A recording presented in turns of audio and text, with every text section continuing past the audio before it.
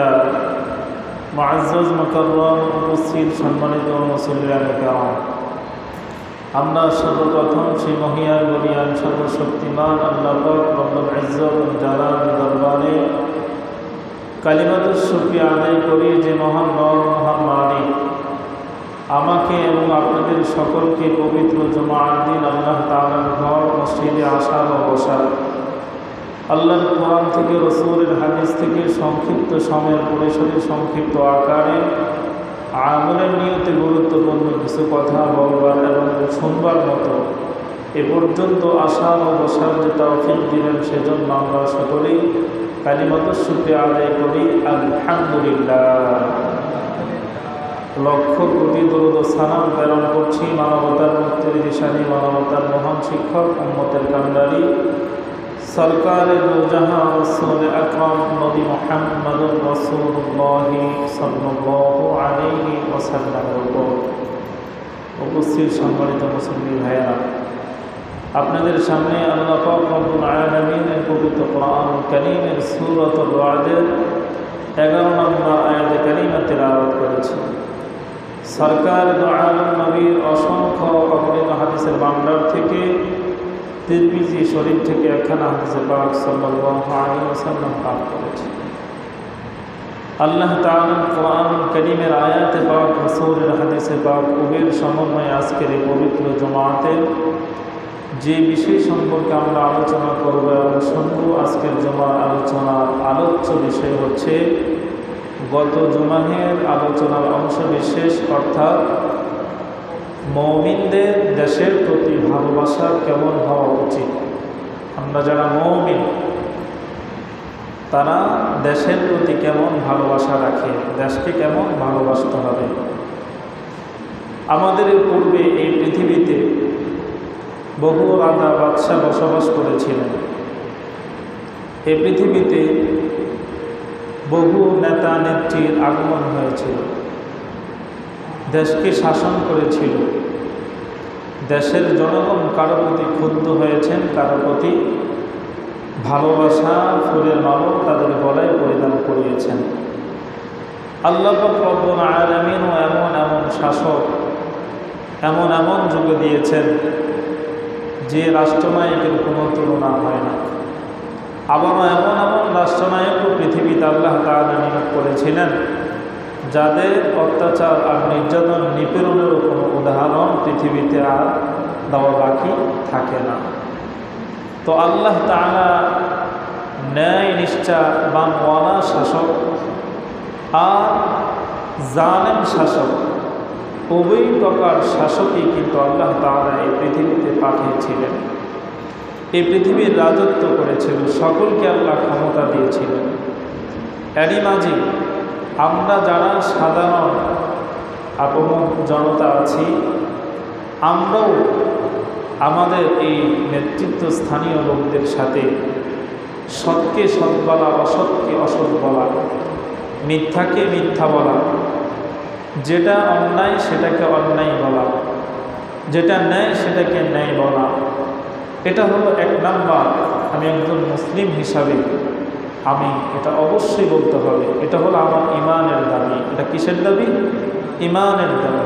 আমি যদি প্রকৃত মুমিন হয়ে থাকি, প্রকৃত মুসলিম হয়ে থাকি, তাহলে কিন্তু প্রথমত আমার ঈমানের দাবি এটাই থাকবে, আমি মুসলিম হিসাবে নয়, আমি দেশের একজন জনগণ হিসাবে। এ দেশে শুধু মুসলমান বসবাস করে না, কোনো দেশেই শুধু মুসলমানই বসবাস করে এরকম না। সকল ধর্মের মানুষের সমন্বয়ে একটা পৃথিবীতে মানুষ বসবাস করে, একটা রাষ্ট্রে মানুষ বসবাস করে। এ রাষ্ট্রে যেমন মুসলমান আছে, হিন্দু আছে, বৌদ্ধ আছে, ইহুদি আছে, নাসারা আছে। আমরা যারা মুসলমান এককভাবে শুধু আমরা এই দেশের সকল জিনিস ভোগ করব, আমরা এই দেশকে শুধু মহব্বত করব, ভালোবাসব, আর বাকি যারা আমাদের বিধর্মী আছে তাদের প্রতি আমরা জুলুম অত্যাচার নিপীড়ন করব, এটা ইসলাম কখনোই পছন্দ করে নাই, বর্তমান করে না, অদূর ভবিষ্যতেও সেটা করবে না। এটা আল্লাহ তাআলার বিধান। যে কোনো ধর্মের, যে কোনো বর্ণের মানুষই হোক না কেন, আমি তাকে অযথা কোনো অন্যায় ছাড়াই তাকে কোনো কষ্ট দিতে পারি না। এই জন্য এই দেশে আমাদের মুসলিম ছাড়াও অন্যান্য ধর্মের মানুষও কি আছে। এজন্য শুধু এই কথাগুলো আমরা যারা মুসলমান আমাদের জন্যই নয়, বরং যারা বিধর্মী অন্যান্য ধর্ম অবলম্বী আছেন তাদের জন্য এই কথাগুলা আল্লাহর পক্ষ থেকে, আল্লাহ রসুলের পক্ষ থেকে এই কথাগুলো আমাদের সকলের জন্য অদূর ভবিষ্যৎ অনেক ধরনের কল্যাণ নিয়ে আসবে যদি আমরা এই কথাগুলো মেনে চলি, এই কথাগুলো অনুযায়ী আমরা জীবনকে গঠন করি, আমাদের রাষ্ট্রকে গঠন করি।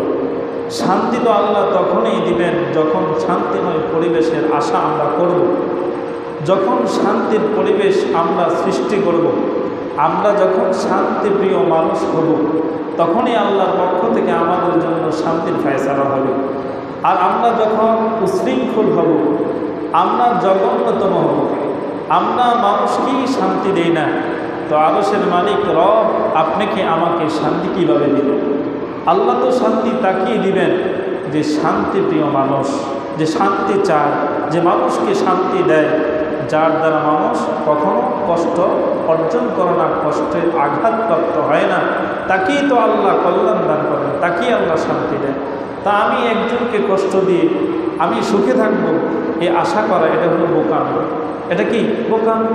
আমি একজনকে অন্যায় তার ছিল না, অন্যায়কারী তাকে বানিয়ে দিয়ে আমি খুব সাধু সেজে আছি না, হয়তো আজকে আমি ভালো আছি, কিন্তু কিছুদিন পরে হয়তো আপনি যেমন একজন অন্যায়হীন মানুষকে অন্যায়ের লাগাম পড়ে তাকে অপমান অপদস্থ করেছেন, ঠিক সময়ের পালা পরিবর্তনে একদিন আপনাকেও অপমানের সেই রশি হাতে পড়তে হবে, গলায় পড়তে হবে, হাত করা আপনার হাতে লাগবে। খোদার বিচার আল্লাহ অবশ্যই করেন। ইন্নাল্লাহা লা ইখলিফুল মিআদ। আল্লাহর মতো এত ইনসাফ বন্টনকারীওয়ালা, ন্যায় বিচার করে নেওয়ালা পৃথিবীতে আর একজনও কি না। হয়তো আমি আপনি বুঝি না, হয় বুঝি না, কিন্তু খোদার যে বিচার সেটা অবশ্যই আল্লাহ করেন। আল্লাহ করেন, পৃথিবীতে থাকাকালীনই করেন, পৃথিবী থেকে যাওয়ার পরে না। আল্লাহ রসুল সাল্লাল্লাহু আলাইহি ওয়াসাল্লাম বলেন, পৃথিবীতে কেউ অন্যায় করছে, তার এই রাষ্ট্র গঠনের ক্ষেত্রে, সমাজ গঠনের ক্ষেত্রে, তার পরিবার গঠনের ক্ষেত্রে এই মানুষগুলা শুধু পৃথিবীতে মনে করছো তোমরা কষ্ট পায় না, পৃথিবীতে প্রথম কষ্ট মানুষকে আল্লাহ দেখান, জালেম যেমন জুলুম করছে তার প্রতিদান কি হওয়া দরকার দেখো আমি তা দিয়ে দিয়েছি, এবং তোমাদেরকে এটা নজির দেখাই দিছি, অদূর ভবিষ্যতে যদি তোমরা এমন করো, এমন অপমান অপদস্থ এমন ধরনের শাস্তি তোমাদের কপালও কি আসবে, এতে কোনো সন্দেহ নাই। আর এরপরে যখন আমরা পৃথিবী থেকে চলে যাব, আপন আপন সবচেয়ে যে জায়গা যার নাম হলো কবর, সেখানেই তো আপনার আমার এই কর্মফলের প্রতিদিন অবশ্যই ভোগ করতে হবে। সেখানে আপনার আমার কর্ণধার কেউ হবে না, সেখানে ওয়ালা তাজিরু ওয়াজিরাতুন বিজরা উখরা, আমার পাপের বোঝাটা আমাকে মাথায় নিতে হবে, আমার পাপের বোঝা আমাকেই বহন করতে হবে, আমার পাপের শাস্তি আমাকেই ভোগ করতে হবে, আমার কৃতকর্মের সকল প্রায়শ্চিত্ত আমাকেই একমাত্র উপভোগ করতে হবে। আমার এই সন্তানের জন্য, আমার বিবির জন্য, আমার বাবা মায়ের জন্য, আমার এই পরিবারের জন্য, আমার এই ফ্যামিলির জন্য, আমার এই সমাজের জন্য, আমার এই রাষ্ট্রের জন্য আমি কল্যাণকামী কিছু করি। এটা যেমন আমার মনে চায়, রাষ্ট্রের জনগণের মানুষেরও মনে চায় যে রব আপনাকে এই নেতৃত্ব দিয়েছেন তিনিও চান, তবে আপনি যদি অবৈধভাবে কিছু করেন সেটা কেউই পছন্দ করবে না। তাহলে আমি কার জন্য আজকে এত অবৈধ সম্পদ অর্জন করতেছি? আমার সন্তানের জন্য? আমার সন্তান তো কবরে যাওয়ার পরে আমাকে যে শাস্তি দিবে, সেদিন বলবেন আল্লাহ আমার বাবা আমাদের সুখ শান্তির জন্যই তো এগুলো করছেন, বাবাকে ক্ষমা করে দেন, বাবার শাস্তি আমাদেরকে দেন। বলবে? কেউ বলবে? আমি আমার সন্তানের জন্য যা করছি আমি অবৈধভাবে কেন করছি? আমি অবৈধভাবে এই উপার্জন করার কারণে এর শাস্তি সন্তান ভোগ করবে না, আমাকে ভোগ করতে হবে। তাহলে আমার এমন কি স্বাদ জাগছে আমি এখানে সকল আয়োজন করব, বাকি মানুষগুলা আরাম আয়েশ, এই দুনিয়ার আনন্দ বিলাসিতা সব উপভোগ করবে, আর আমি কবরে গিয়ে ফেরেশতাদের ডান্ডার মার খাবো। এটা কোন ধরনের মানুষের বিবেক, কোন ধরনের বুদ্ধিমত্তার পরিচয়, কোন ধরনের সচেতন একজন ব্যক্তি মুমিন হতে পারে? এটা কঠিনকালেও মুমিন হতে পারে না। মুমিন তো চায় পৃথিবী এটা হলো দুনিয়া মাজরাতুল আখিরা, পরকালের শস্য ক্ষেত্র। এখানে ভালো কিছু ফল সে ফলাবে, পরকালে তা উপভোগ করবে। আর দুনিয়া ও সিজুলুল মুমিনিন ও জান্নাতুল কাফির, এই পৃথিবীটা যারা মুমিন হবে তাদের জন্য জেলখানা হবে, পরকাল তাদের জন্য আল্লাহর সৃজিত যে ঘর জান্নাত, এটাই তাদের জন্য বালাখানা হবে। সুবহানাল্লাহ। আমরা যারা মুমিন, পৃথিবীতে আমাদের উপর অনেক নির্যাতন আসবে, অনেক হামলা আসবে, অনেক মামলা আসবে, অনেক মুসিবত আসবে, অনেক বিপদ আসবে। এটাই হলো পরীক্ষা। এটাই হলো কি? পরীক্ষা। ওয়ালানাবলুওয়ান্নাকুম বিশাইইম মিনাল খাউফ ওয়াল জু' ওয়া নাকসিম মিনাল আমওয়াল ওয়াল আনফুসি ওয়াস সামারাত। আর এগুলো যারা ধৈর্য ধরে নেবে, অবাশশিরিস সাবিরিন, এই ধৈর্যশীলদের জন্য হলো কি? সুসংবাদ, কি? আল্লাহর জান্নাত। সুবহানাল্লাহ। কষ্ট আসবে, বিপদ আসবে, মুসিবত আসবে, অনেক কিছুই হবে। যদি প্রকৃত মুমিন হই, দেশের প্রতি কখনো ঘৃণা জন্মাবো না, দেশের সম্পদ কখনো নষ্ট করব না, অবৈধ রাস্তায় কখনো যাব না, বরং হালাল পন্থায় থেকে রবকে রাজি আর খুশি করার জন্য এই পথে জীবন দিব। ঈমান আমরা কখনোই দিব না। এটা হলো মুমিনের পরিচয়, এটা হলো মুমিনের মন মানসিকতা, এটা হলো একজন প্রকৃত মুমিনের আদর্শ। এটি হলো নবী মুহাম্মদ সাল্লাল্লাহু আলাইহি ওয়াসাল্লামের রাস্তা, এটাই হলো তরিকা। এটাকে আমাদেরকে মানতে হবে। এই জন্যেই দেশের উন্নয়ন কাজ করা। গত জুমা আলোচনা করতে করতে এই পর্যন্ত আসছি। 5 নাম্বার হলো দেশের উন্নয়নমূলক কাজ করা। যদি আমি এই দেশকে ভালোবাসি, আমি মুমিন হই, তাহলে আমার মুমিনের পরিচয় হবে এই দেশের উন্নয়নমূলক কাজ করা। এই দেশ ক্ষতিগ্রস্ত হওয়া, এটা আমি কখনো চাব না। আমার এই দেশ ক্ষতিগ্রস্ত হওয়া মানে তো আমি নিজেই ক্ষতিগ্রস্ত হওয়া। আমার এই দেশ উন্নত হওয়া মানে আমি নিজেই উন্নত হওয়া। আমার এই দেশে যখন সকল জিনিসের প্রবৃত্তি হবে, সকল জিনিসের মান উন্নত হবে, তখন পুরা পৃথিবী বিশ্বের দরবারে আমার এই রাষ্ট্রের সাথে সাথে আমারও মান কি বৃদ্ধি পাবে। আর যখন আমার এই রাষ্ট্র দুর্বল হবে, আমার এই রাষ্ট্র সর্বদিক থেকে অনুন্নত হবে, তখন যেখানে আপনি আমি যাই, তখন আপনার আমার পরিচয় দিতে হবে মিসকিন দেশের মানুষ। কোন দেশের মানুষ? মিসকিন দেশের মানুষ। মিসকিন তো এটা কোনো ভালো একটা উপাধি না। তা আমরা আমাদের এই দেশকে উন্নত করার চাবিকাঠি কার কাছে? আল্লাহ তাআলা নিজে বলতেছেন। আমরা অনেকেই বলি চাবিকাঠি তো আল্লাহর হাতে। না, আল্লাহ তাআলা বলেন চাবিকাঠি কার হাতে? আল্লাহ স্বয়ং নিজে কোরআনুল কারীমের সূরাত রাদের 11 নম্বর আয়াতে কারীমের মাঝে বলেন, লাহু মুআক্কিবাতুম মিন বাইনি ইয়াদাইহি ওয়া মিন খালফিহি ইয়াহফাযুনাহু মিন আমরিল্লাহ ইন্নাল্লাহা লা ইউগায়্যিরু মা বিকওমিন হাত্তা ইউগায়্যিরু মা বিআনফুসিহিম।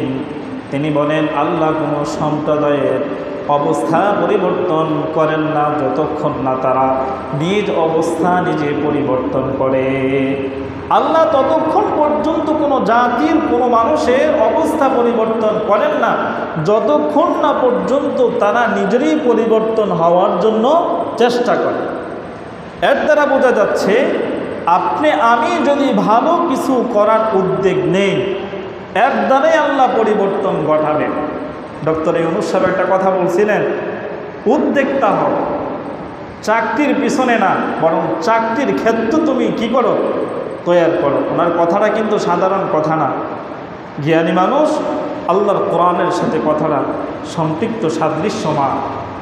তুমি চাকরির পিছনে ঘুরো না, তুমি উদ্যোক্তা হও, তোমার পিছনে চাকরি ঘুরো, বরং তুমি আরও মানুষকে চাকরি দিতে পারবে। এই ধরনের মন মানসিকতা যদি তোমাদের মাঝে জন্মায়, এই ধরনের মন মানসিকতা যদি তোমরা করতে পারো, তোমার দেশও বদলাবে, তোমার নিজের অবস্থাও বদলাবে। আর তোমার অবস্থা যখন উন্নতি হবে, দেশও উন্নতি হবে।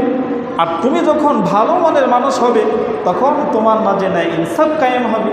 আর যখন তোমার মাঝে ন্যায় ইনসাফ প্রতিষ্ঠা হবে তখন অন্যায় জুলুম অবিচার অবৈধ এগুলো দূর হবে।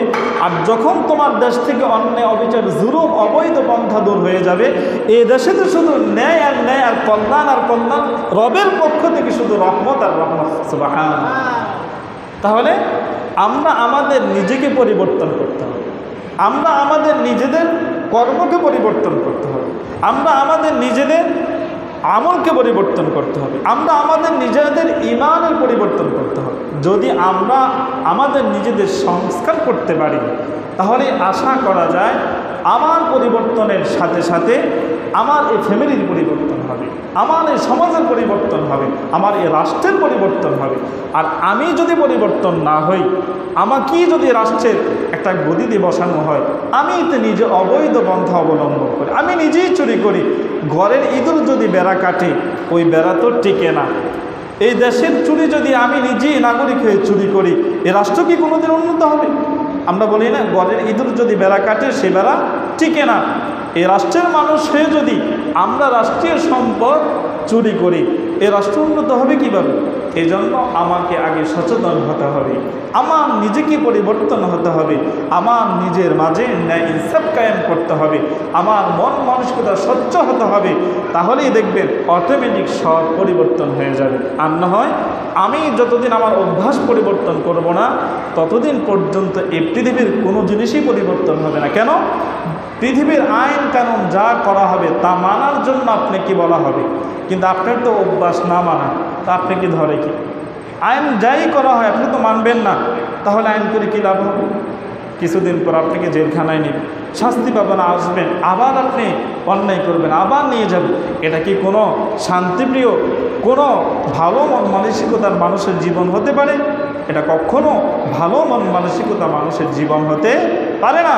ভালো মন মানসিকতা মুমিনের মন মানসিকতা তো এমন হবে, আমি নিজেও শান্তি পাবো, অন্যকেও শান্তি দিব, আমি নিজেও উন্নতি হব, আমার দেশকেও উন্নতি করব, আমি নিজে যেমন নিজেকে ডেভেলপ করব, আমার দেশের সর্বক্ষেত্রকে ডেভেলপ করব। এটা হলো মুমিনের উদ্যোগটা। এজন্য বলছে যার যার উন্নতির চাবিকাঠি আল্লাহ তার হাতেরই দিয়েছেন। যদি তুমি উদ্যোক্তা হয়ে তোমার জায়গা থেকে তুমি চেষ্টা করো নিজেকে পরিবর্তন করার, ইন্নাল্লাহা লা ইউগাইয়িরু মা বিকওমিন, আল্লাহ তাআলা বলেন সে জাতিকে আমি পরিবর্তন করে দিব। সুবহানাল্লাহ। তাহলে আমার জায়গা থেকে আমি এখন নিজেকে পরিবর্তন করতে শিখি, আমার কর্মপন্থা পরিবর্তন করতে শিখি। যত নবী আলাইহিস সালাম এই পৃথিবীতে এসেছিলেন সকলেই কর্ম করে খেয়েছিলেন, কেউ বেকার ছিলেন না। বেকারত্ব জীবন এটা হলো শয়তানের সবচেয়ে বড় বাসা বাঁধা একটা অভিশপ্ত কারখানা। বেকারত্ব মানুষের কাছে যত ধরনের ভণ্ডামি আছে পাবেন। আর যারা কর্মওয়ালা মানুষ, কর্মে ব্যস্ত থাকে, এই ধরনের ভণ্ডামি করার সুযোগ তাদের মাথায় নেই। কাজ করতে করতেই তো জীবন শেষ, ভণ্ডামি করার সুযোগ করি। আর যাদের কাজ নাই এরা তো এগুলো করবে কেন? এদের মস্তিষ্কে শয়তান কী পাচ্ছে? বাসা বাঁধছে। যখন আপনি কাজ করবেন, কাজ করার দ্বারা একজন মানুষের শারীরিক কি শান্তি, মানসিক কি শান্তি এবং তার এই দেশে কি শান্তি। রাসূলুল্লাহ সাল্লাল্লাহু আলাইহি ওয়াসাল্লাম বলেন, একজন কর্মব্যস্ত মানুষের যখন সময়কে কর্মের মাঝে ব্যস্ত রাখে, এই মানুষটা যেমন জীবিকা উপার্জনে উন্নতি ঘটাতে পারে, এই মানুষটা তার জীবনে সর্বক্ষেত্রে নিজেকে উন্নতির চ্যালেঞ্জ মোকাবেলা করতে পারে। ঠিক তেমনিভাবে এই মানুষের মন মস্তিষ্ক দিন দিন অনেক প্রবৃত্তি হতে থাকে। এক পর্যায়ে এই মানুষটার ঈমানটা স্বচ্ছ হতে থাকে, আর এই মানুষটার ভিতরে ক্ষুধার ভয় ঢুকতে থাকে। এই মানুষটা রাসূলুল্লাহ সাল্লাল্লাহু আলাইহি সাল্লামের আদর্শকে আঁকড়িয়ে ধরতে পারে। আর এই মানুষটাই এক পর্যায়ে আমিরুল মুমিনিন হযরত ওমর ফারুক রাদিয়াল্লাহু তাআলার মতো খেলাফত কায়েম করা আর শাসন করার মতো ক্ষমতা যোগ্যতা সে অর্জন করতে পারে। সুবহানাল্লাহ। দেখেন সামান্য একটা জিনিস, তার মাঝে কত বড় মহাশক্তি আল্লাহ তাআলা লুকায়িত রাখছেন। কিন্তু এই সামান্য জিনিসগুলা আমরা মানি না, এজন্য আজকে আমাদের মাঝে এই দুর্বলতা। এজন্য আল্লাহ তাআলা বলছেন নিজেকে পরিবর্তন করো, নিজের কর্মকে পরিবর্তন করো, নিজের জীবিকাকে পরিবর্তন করো, নিজের আমলকে পরিবর্তন করো, নিজের ইমানকে পরিবর্তন করে। ইনশাআল্লাহ তুমি পরিবর্তন, দেশও পরিবর্তন। তুমি ভালো, জগৎ ভালো। তুমি আগে নিজের খবর নাও, অন্যের খবর পরে নিও। তুমি কেমন ভালো এটা আগে তুমি দেখো। আমরা নিজের খোঁজখবর নেওয়ার ক্ষেত্রে সময় পাই না, কিন্তু অন্য মানুষের জীবন সংসার নিয়ে চর্চা করার মতো অনেক সময় আমাদের হাতে থাকে। আচ্ছা বলুন তো, এটা কি কোনো বুদ্ধিমান মানুষের কাজ? আমি আমার আমলটা কেমন, আমার ইমানটা কেমন, আমার জীবিকা উপার্জনের অবস্থাটা হালাল না হারাম, এই ক্ষেত্রে আমি সময় দিতে রাজি না, ভাবতে রাজি না। কিন্তু আমার পাড়াপড়শি অন্য ব্যক্তি কি করে, কেমনে চলে, কোথায় থেকে আনে, এই ধান্দা, এই চিন্তায় আমার সারাদিন আমি ব্যস্ত। এটা কি কোনো বুদ্ধিমান মানুষের কাজ? এটা বোকা মানুষের কাজ। এটা কি বলা হয়েছে? বেকার, অভিশপ্ত জীবন।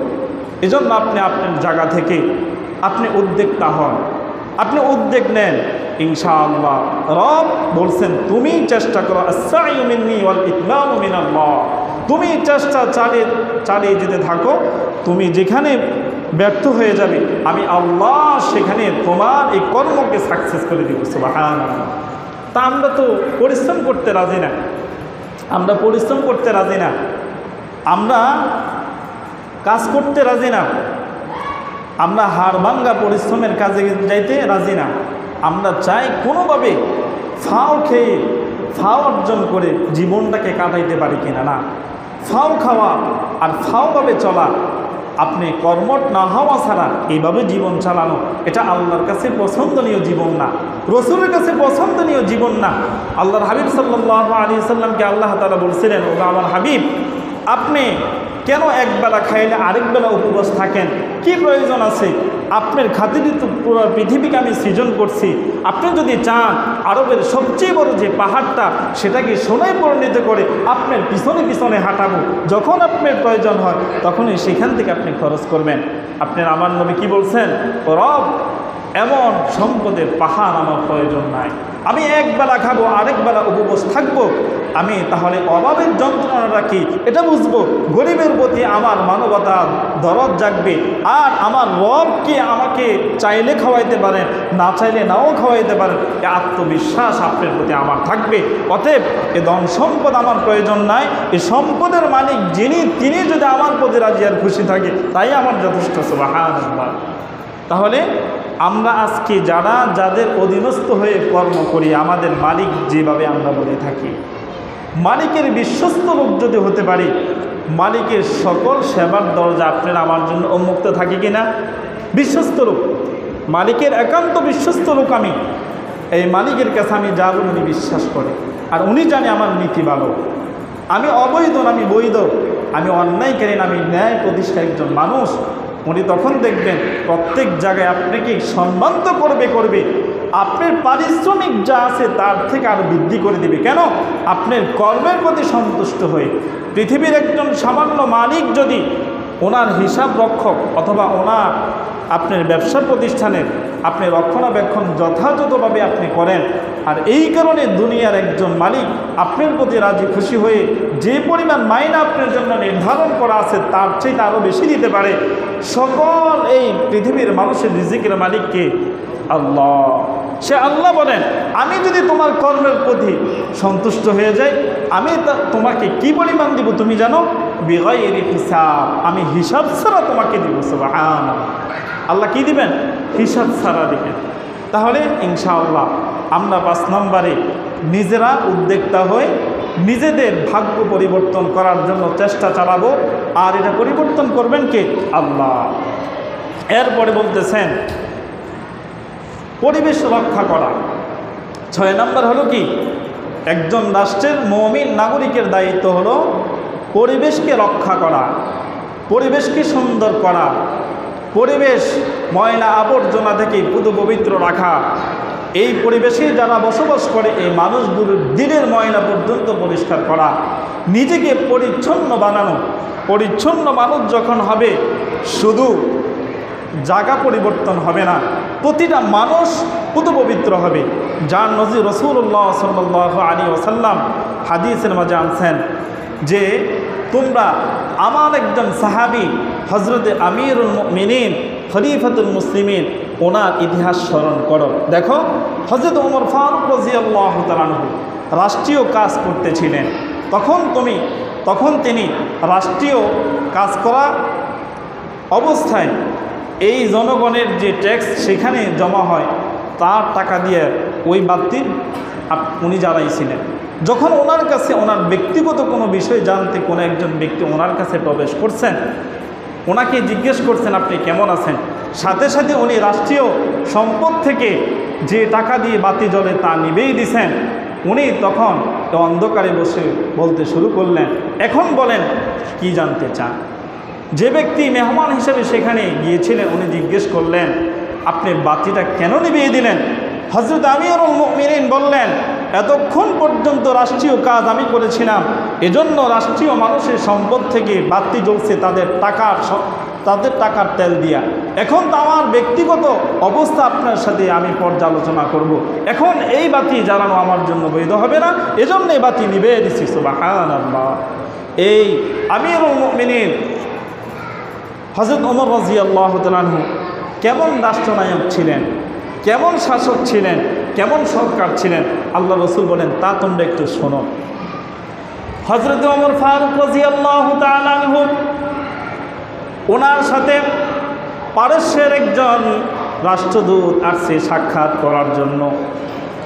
আয়েশা ওনার বাসার কাছাকাছি একজন ব্যক্তিকে জিজ্ঞেস করলো তোমাদের এই রাষ্ট্রের যিনি শাসক আমিরুল মুমিনিন উনি কোথায় আছেন, ওনার ঠিকানা আমাকে দিয়ে দাও। তখন ওই ব্যক্তি বললেন আমাদের যে শাসক, আমাদের যে সরকার হযরত ওমর ফারুক রাদিয়াল্লাহু তাআলা আনহু ওনার বিশাল বড় প্রাসাদ নাই, বিশাল উন্নত মানের কোনো পোশাক নাই, বিশাল উন্নত মানের কোনো গদি নাই, কোনো আসন নাই। আমাদের শাসক ওই যে দেখেন খেজুর গাছের নিচে মাটির উপরে একটা গামছা বিছায়া উত্তর আর দক্ষিণ হয়ে আল্লাহ তাআলা উন্মুক্ত জমিনের নিচে উন্মুক্ত বাতাসে ঘুমাইতেছে। সুবহানাল্লাহ। রোমের সেই রাষ্ট্রদূত অবাক হয়ে গেল, এটা কি করে সম্ভব হতে পারে? অর্ধ পৃথিবীর একজন শাসক, সাধারণ কোনো শাসক না, অর্ধ পৃথিবীর একজন শাসক ক্ষমতাধর ব্যক্তি কিভাবে তার বডিগার্ড ছাড়া, প্রশাসন ছাড়া, তার পাহারাদার ছাড়া, উন্নত বিছানা ছাড়া, উন্নত বাসা ছাড়া এমন খোলা ময়দানে গামছার উপরে গাছের নিচে উন্মুক্ত বাতাসে ঘুমাইতে পারে? এটা কোনো সাধারণ ব্যক্তি নয়। ওনার কাছে গিয়ে সালাম দিলেন, বললেন আমি রোম থেকে এসেছি, একজন রাষ্ট্রদূত। সালাম দিয়ে বসে বললেন, ওনাকে আদর আপ্যায়ন করে শেষে ওনাকে জিজ্ঞেস করলেন আপনি কি আমাদের অবস্থা থেকে আশ্চর্য হলেন নাকি? তখন তিনি বললেন আশ্চর্য হওয়ার মতই তো কথা। তখন ওমর ফারুক রাদিয়াল্লাহু তাআলা আনহু বলেছিলেন এই পৃথিবীটা হলো আমাদের জন্য জেলখানা, এটা আরামের কোনো জায়গা নয়। আরামের জায়গা হলো পৃথিবী থেকে যাওয়ার পরে কবর থেকে শুরু জান্নাত পর্যন্ত। সুবহানাল্লাহ।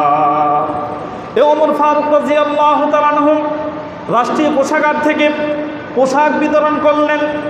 এক পর্যায়ে জনগণ যে পরিমাণ পোশাক পেয়েছে উনিও ঠিক সেই পরিমাণ পেয়েছেন।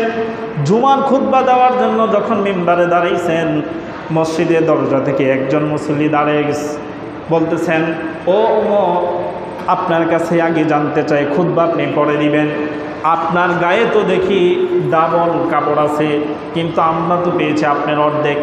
আপনার কাছ থেকে জানতে চাই এই পরিমাণ কাপড় আপনি কোথায় থেকে এনেছেন?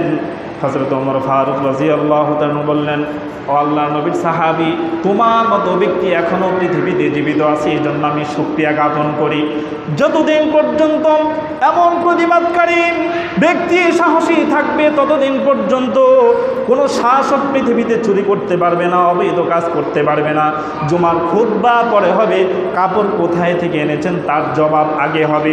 হযরত ওমর ফারুক রাদিয়াল্লাহু তাআলা উত্তর বলেছিলেন, ওগো আল্লাহর নবীর সাহাবী, তোমরা যেমন কাপড় পেয়েছো ঠিক আমি তেমন পেয়েছি, বাকি অর্ধেক আমার সন্তান পেয়েছিল। সন্তান আমাকে বলল বাবা যখন জুমার খুতবা আপনি দিবেন অর্ধেক কাপড় পরে যদি জুমার খুতবা দিতে যান কেমন দেখা যাবে? সুন্দর একটি পোশাকের জন্য আমি সন্তান আপনি বাবাকেও আরও বাকি অর্ধেক পোশাক দিয়ে দিলাম। এটার সমন্বয়ে পরিপূর্ণ কমপ্লিট একটা স্যুট আপনি বানান। আমার সন্তানের সেই কাপড় দিয়া পরিপূর্ণ পোশাক বানাইছি আমি, তোমরা জানতে পেরেছ। সুবহানাল্লাহ। একজন রাষ্ট্রনায়ক সাধারণ রাষ্ট্রনায়ক নয়, অর্ধ পৃথিবী জাহানের মালিক। তিনি যদি অর্ধেক পোশাকের জন্য জনগণের কাছে জবাবদাহি হতে হয়, তাহলে আপনারাই বলেন ক্ষুদ্র একটা রাষ্ট্রের জনগণ যারা আছে, তার সরকার, তার অধীনস্থ জনগণের কাছে কতটা জবাবদাহি দেওয়া দরকার, কথা ঠিক কিনা? আমার ভাইয়েরা, শুধু তাই নয়, হযরত ওমর ফারুক রাদিয়াল্লাহু তাআলা আনহু একদিন বাসায় আসলেন। আসার পর উনি দেখলেন ওনার বিবি পায়েস রান্না করতে শুরু করছে। কি পায়েস রান্না করছে? ওনার বিবিকে জিজ্ঞেস করলেন, পৃথিবীর মধ্যে সবচেয়ে উন্নত মানের খাবার হলো পায়েস, এটা আমার ঘরে কিভাবে রান্না হয়? এটা আমার আশ্চর্যের বিষয়, আমার বিশ্বাস হচ্ছে না। একজন রাষ্ট্রনায়ক, অর্ধ পৃথিবীর ক্ষমতার মালিক, তিনি ওনার বিবিকে বলছেন আমার বাসায় পায়েস রান্না হচ্ছে, এটা আমার বিশ্বাস হয় না, এটা কিভাবে সম্ভব, আমি আগে জানতে চাই। ওনার বিবি তখন বললেন, ওগো আমিরুল মুমিনিন, আপনি রাষ্ট্রীয় কাজ করার কারণে সেখান থেকে যে বেতন আপনাকে দেওয়া হয় তা যখন আমার কাছে এনে দেন, এই থেকে একটু একটু করে জমাইতে এই পরিমাণ হয়েছে। বিগত কতদিন যাবৎ আমার সন্তান আমাকে খুব জ্বালাতন করছে, মা আমরা একটু পায়েস খেতে চাই, আমাদেরকে একটু পায়েস রান্না করে খাবান। সে জমাকৃত টাকা দিয়ে আমি আজকে আমার সন্তানের জন্য পায়েসের ব্যবস্থা করছি। সুবহানাল্লাহ!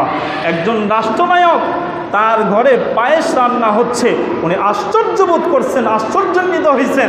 আর আমাদের বর্তমান সময়ে রাষ্ট্রনায়কদের অবস্থা কি? এরও শাসক ছিল, এরও শাসক। তাহলে আমাদের রক্ষকই যদি বক্ষক হয়ে যায়, এই জনগণ খাবার পাবে কোথা থেকে? এজন্যই আমাদের শাসক হতে হবে এমন ওমর ফারুকের মতো, আমাদের শাসক হতে হবে আবু বকরের মতো।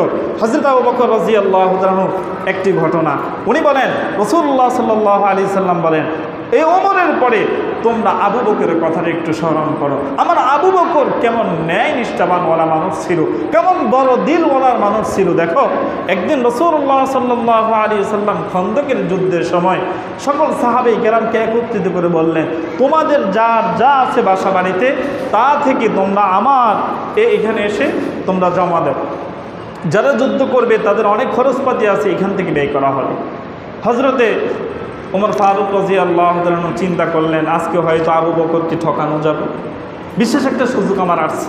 তার কারণ আবু বকরের কি আছে আর কি দিবে, সব তো ইসলামের জন্য বিলিয়ে দিচ্ছে। তখন উনি খুব খুশিতে বাড়িতে গেলেন। আবু বকর রাদিয়াল্লাহু তাআলা বাড়িতে গেলেন। ওমর ফারুক রাদিয়াল্লাহু তাআলা এনে আল্লাহ রসুলের দরবারে যখন জমা দিলেন, আল্লাহ রসুল সাল্লাল্লাহু আলাইহি ওয়াসাল্লাম ওমর ফারুক রাদিয়াল্লাহু তাআলাকে জিজ্ঞেস করলেন, ও ওমর, কি কি তুমি এনেছো? তখন ওমর ফারুক রাদিয়াল্লাহু তাআলা বললেন, ইয়া রাসূলুল্লাহ, ইয়া হাবিবাল্লাহ, নবী গো, আমার ঘরে যা ছিল তার অর্ধেক আমি ঘরে রেখেছি, আর বাকি অর্ধেক আপনার দরবারে আমি জমা দিয়েছি। কিছুক্ষণ পরে হজরতে আবু বকর সিদ্দিক রাদিয়াল্লাহু তাআলা এসে রসুলের দরবারে হাজির। তখন আল্লাহ রসুল সাল্লাল্লাহু আলাইহি ওয়াসাল্লাম হজরত আবু বকরকে জিজ্ঞেস করলেন, আবু বকর, কি নিয়ে আসছো, ঘরে কি রেখে আসছো? হজরত আবু বকর সিদ্দিক রাদিয়াল্লাহু তাআলা উত্তর দিলেন, ইয়া রাসূলুল্লাহ, ইয়া হাবিবাল্লাহ, আমার ঘরে আল্লাহ এবং তার রসুলকে রেখে এসেছি, আর আমার পোশাক সহকারে আমার যা আছে সকল সামানা আপনার দরবারে জমা দিয়েছি। সুবহানাল্লাহ! হজরত ওমর রাদিয়াল্লাহু তাআলা মুখটা মলিন করে ফেললেন, আজকেও আমার এই ভাইকে ঠকাতে পারলাম না। সুবহানাল্লাহ! দেখছেন কেমন মন মানসিকতাওয়ালা মানুষ, দান করার ক্ষেত্রে, দেশকে উন্নত করার ক্ষেত্রে নিজের পোশাক পর্যন্ত পরিবর্তন করে ফেলছেন। কি পোশাক পরছেন? আল্লাহ রসুল সাল্লাল্লাহু আলাইহি ওয়াসাল্লাম অবশেষে জিজ্ঞেস করলেন, তোমার শরীরের অবস্থা কেন?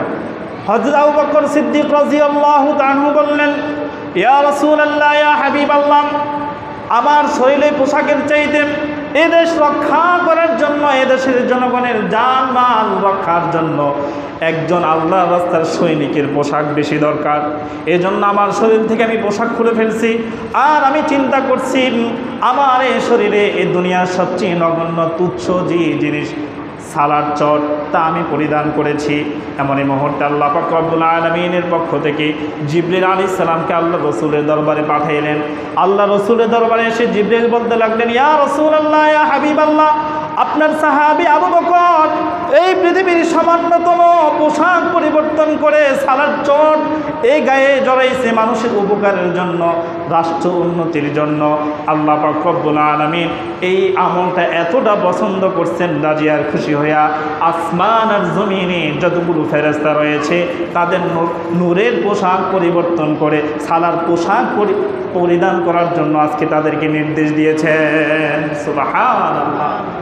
তাহলে বোঝা গেল এমন ন্যায় ইনসাফওয়ালা, এমন মন মানসিকওয়ালা মানুষ যদি পৃথিবীতে থাকে, রাষ্ট্রনায়ক হয়, তাহলে ইনশাআল্লাহ আশা করা যায় আমাদের এই দেশ পরিবর্তন হয়ে যাবে। এই জন্য আমাদের দরকার দেশের জন্য একজন ন্যায় ইনসাফ, ওমরের মতো, আবু বকরের মতো, উসমানের মতো একজন রাষ্ট্রনায়ক। বলে না আমিন। আমার ভাইয়েরা, উমর ফারুক রাদিয়াল্লাহু আনহু শাসন আমল শুধু মানুষে ভয় পেয়েছে শুধু তা না, রাসূলুল্লাহ সাল্লাল্লাহু আলাইহি সাল্লাম বর্ণনা করেন, তোমরা কি জানো আমার এই সাহাবী যখন রাষ্ট্রনায়ক হবে, সে ন্যায় ইনসাফওয়ালা হওয়ার কারণে, আল্লাহ ভীরু হওয়ার কারণে, প্রকৃত মজবুতওয়ালা ইমানদার হওয়ার কারণে তার প্রভাব পৃথিবীতে কেমন পড়বে আল্লাহ রাসূল আগে আগাম বার্তা দিয়ে গেছেন। কি? গাটলাতে বাঘ এবং বকটি একসাথে পানি পান করবে, উমরের ভয়ে বাঘ বকটির দিকে কখনো চোখ তুলে তাকাতে পারবে না। সুবহানাল্লাহ। ঠিক পৃথিবীতে এমনটাই হয়েছিল।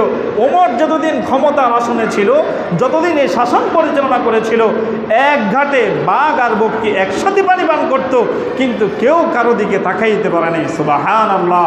যেদিন ওমর ফারুক রাদিয়াল্লাহু আনহু এই পৃথিবী থেকে বিদায় নেন, সেদিন একজন মহিলা, উনি গাটলাই গেছেন কলসি নিয়ে পানি আনার জন্য। আসার পথে উনি হচট খেয়ে কলসি পড়ে গেছে, মাটির কলসি ভেঙে পানি পড়ে গেছে। আর পিছন দিকে তাকিয়ে দেখেন বাঘ হঠাৎ করে বকটিকে থাবা দিয়ে ধরছে। তখনই উনি বলে উঠলেন, আমার বুঝ হয়ে গেছে এই পৃথিবী থেকে না ইনসাফওয়ালা শাসক বিদায় হয়েছে, জুলুম শুরু হয়ে গেছে। আসলে ঠিক সেদিন ফজরের সময় হযরত ওমর ফারুক রাদিয়াল্লাহু আনহু এই পৃথিবী থেকে শহীদ বরণ করেন। চিন্তা করছেন, একজন ন্যায় শাসক থাকলে পৃথিবীতে শুধু মানুষ সুন্দর হয় না, পৃথিবীর পশু পাখিগুলো পর্যন্ত সুন্দর হয়ে যায়। এজন্য আমরা দোয়া করতে হবে বেশি বেশি, আল্লাহ আমাদের পরিবর্তন করুক, আমাদের রাষ্ট্রের পরিবর্তন করুক, আমাদের উন্নতি করুক, রাষ্ট্রের উন্নতি করুক, প্রত্যেকটা মানুষের মন মানসিকতা স্বচ্ছ করুক, প্রত্যেকটা মানুষকে ন্যায় ইনসাফওয়ালা কবুল করুক, প্রত্যেকের ভিতর থেকে অবৈধ পন্থা এগুলো দূর করুক। বলেন আমিন। সর্বশেষ কথা, আল্লাহ পাক রব্বুল আলামিন আমাদেরকে বলছেন ঐক্যবদ্ধ হতে। কি হতে? ঐক্যবদ্ধ মানে সবাই আমরা একসাথে থাকতে, বিচ্ছিন্ন না হতে। আপনি এইদিকে, আমি এইদিকে, উনি এইদিকে, উনি এইদিকে। ধরেন এই সমাজের মানুষ হলো 5 জন। কয়জন? 5 জন। আমরা যদি 4 জন 4 দিকে চলে যাই, বাকি থাকে কয়জন? 1 জন। একজনে কি বাকি 4 দলের সাথে যুদ্ধ করে পারবে? একজন কি বাকি 4 দলের সাথে কোনো জিনিস করতে পারবে? কোনো কিছু করতে পারবে না। একক শক্তি দিয়ে কিছু করা যায় না। তাহলে আপনি আমি যদি ঐক্যবদ্ধ হই, তাহলে আপনার আমার দ্বারা অনাকাঙ্ক্ষিত অসম্ভব বিষয়গুলো সম্ভব করা সম্ভব হবে। এজন্য আল্লাহ পাক রব্বুল আলামিন বলছেন, ওয়াতাসিমু বিহাবিলিল্লাহি জামিআ, তোমরা সকলে আল্লাহ তাআলার রশিকে ভালো করে আঁকড়িয়ে ধরো। ওয়ালা তাফাররাকু, তোমরা তোমাদের মধ্যে বিভেদ সৃষ্টি করো না, একে অপর থেকে বিচ্ছিন্ন হয়েও না। তুমিও তার ভাই, সেও তোমার ভাই। তুমি তাকে মহব্বত করো, সে তোমাকে মহব্বত করবে। তুমি তার পাশে থাকো, সে তোমার পাশে থাকবে। কথা বুঝছেন? এরপরে বলছেন, ওয়াযকুরু নি'মাতাল্লাহি আলাইকুম, তোমরা স্মরণ করো তোমাদের রবের সেই নিয়ামত যা আল্লাহ তোমাদেরকে দিয়েছেন। ইয কুনতুম আ'দা, তোমরা একে অপরে এখন ভাই ভাই না, জন্মসূত্রে তোমরা একে অপরের শত্রু। ফাআল্লাফা বাইনা কুলুবিকুম, বরং তোমাদের রব তোমাদের অন্তরের মাঝে প্রীতি সঞ্চার করছে, সেজন্য ফাসবাহতুম বিনিআমাতিহি ইখওয়ানা, তোমরা একে অপরের ভাই ভাই হয়েছে। সুবহানাল্লাহ। তাহলে একে অপরকে ভালোবাসা, এটা নম্রতা, ভদ্রতা, এই ভালোবাসা, এই স্পৃহা, এই চেতনা শক্তি দেয় কে? আল্লাহ। এজন্য সবসময় আল্লাহর কাছে দোয়া করা, আল্লাহ আমি আমার ভাইকে যাতে ভালোবাসি, আমার এই দেশকে ভালোবাসি, আমার প্রতিবেশীকে ভালোবাসি, সকলে যাতে আমাকেও ভালোবাসে, আমি যাতে সবার ভালোবাসার পাত্র হই। বলেন আমিন। এরপর আল্লাহ তাআলা বলছেন, ওয়াকুনতুম আলা শাফা হুফরাতিম মিনান নার, তোমরা ছিলে জাহান্নামের অগ্নিকুণ্ডের একদম নিকটবর্তী। ফানকালাকুম মিনহা, আমি আল্লাহ তা থেকে তোমাদেরকে অনেক দূরে সরে নিয়ে আসছি তোমাদের স্বস্তির জন্য, আরামের জন্য, তোমাদের শান্তির জন্য।